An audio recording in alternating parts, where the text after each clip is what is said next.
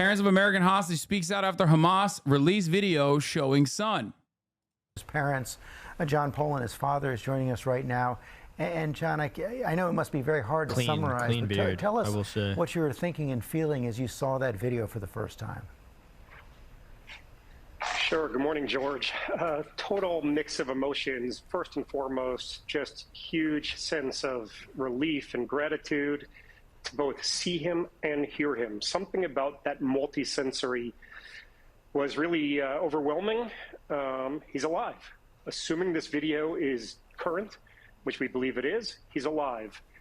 The flip side of that is we as parents know our son better than anybody, and we see a level of distress. We see some things that concern us about his health, not only obviously his arm that we knew was blown off. And so for us, we've already been fighting for 202 days at this point for his release and the release of all the hostages. It's fueled us even more. We need everybody involved in these negotiations to lean in, get this done, get these people home. What else did you see that gave you signals about his health?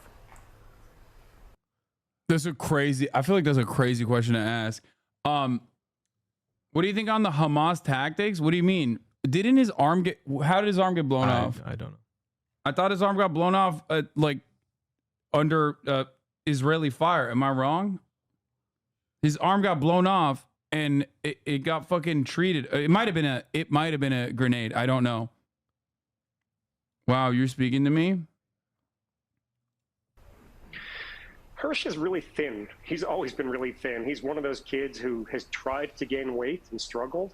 I know a lot of people in the world wish they had that problem. And he looked kind of puffy in the video. There was like a swelling that concerned us around his face, his neck, his shoulders. We don't know. Oh, it was a grenade that he was trying to throw back? What it might be from, but it causes us a little bit of a concern. His arm was blown off by a grenade on October 7, according to NPR. Thank you, chatter. We've talked to a few doctors. Why is his English accent so crisp? Because they're American, bro. What do you mean? This kid is American-Israeli dual citizen. So is the dad. Who have said that it could perhaps be a form of edema, could be a form of low-protein diet.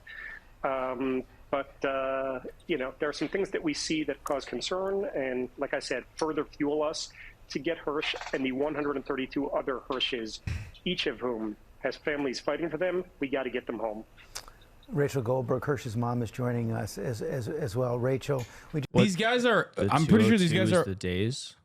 Is that what they're wearing? I think so. Yeah, I'm pretty sure they're at the forefront of the anti-Netanyahu protest. By the way, like, while on the one hand, I don't know what these guys' own personal perspective is on making Israel continue the bombing, but I do know that almost every single parent of a hostage that is currently trapped inside of Gaza is understandably currently, for pragmatic reasons, anti-bombing the Gaza Strip.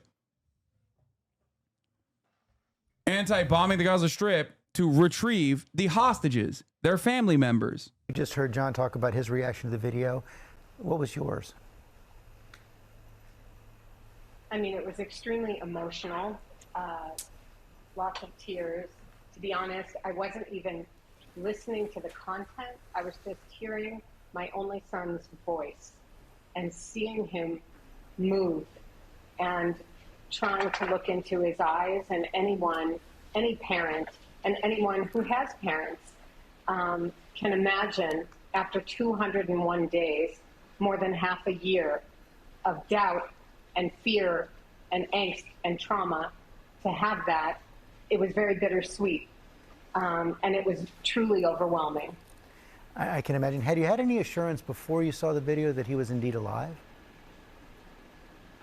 Well, we had been told by our intelligence officer, who's been with us since the beginning, that the families where it is known that their loved one is tragically not alive have been contacted, and also the families where there's a high suspicion that their loved one is not alive has been contacted.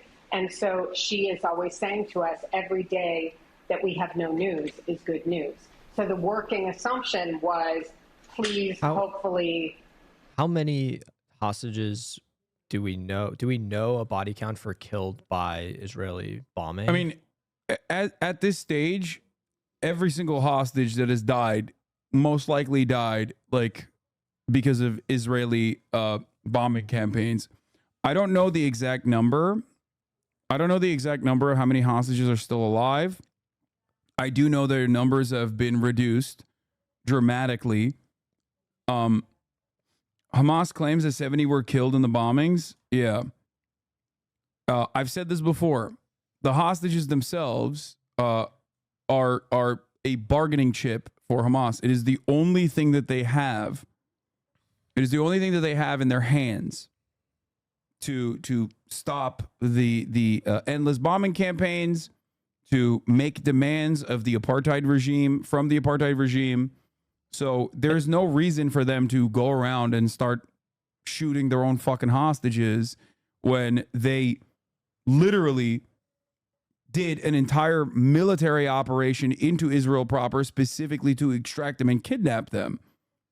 And there's no incentive for them to do so. And correct me if I'm wrong, but I think several months ago, they were trying to establish a permanent ceasefire. Yes. By saying that they would release all of the hostages. Is that correct?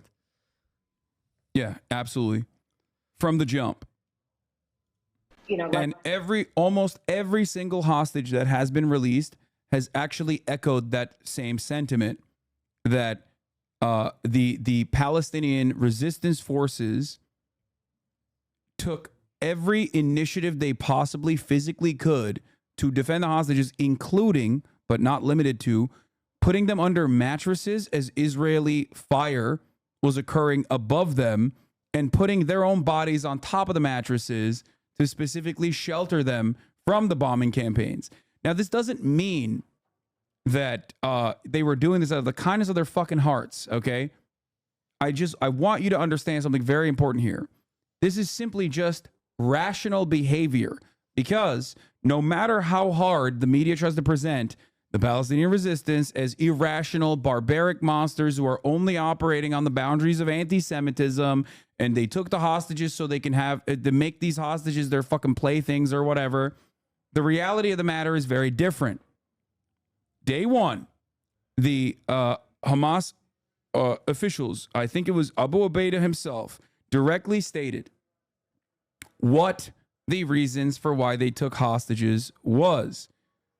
Number one, they said anything that befalls upon the Palestinian population as retaliation will happen to the hostages as well, because they are here, they're in Gaza.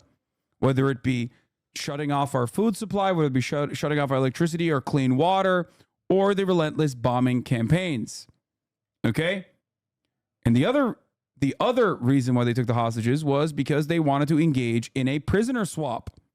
A prisoner swap between the Israeli hostages that the Palestinian resistance forces from Hamas and Islamic Jihad, all the way to DFLP, PFLP, and many others, took hostages in exchange for, one, high-profile prisoners that have been kept hostage by the Israeli government, and also the thousands of Palestinians that are currently rotting in Israeli prison in incredibly inhumane conditions. Another demand was also to build a port in Gaza. Those were some of the major demands, and of course, a cessation of hostilities as well. But of course, Israel reacted in the predictable way that they were going to react, which is unimaginable violence.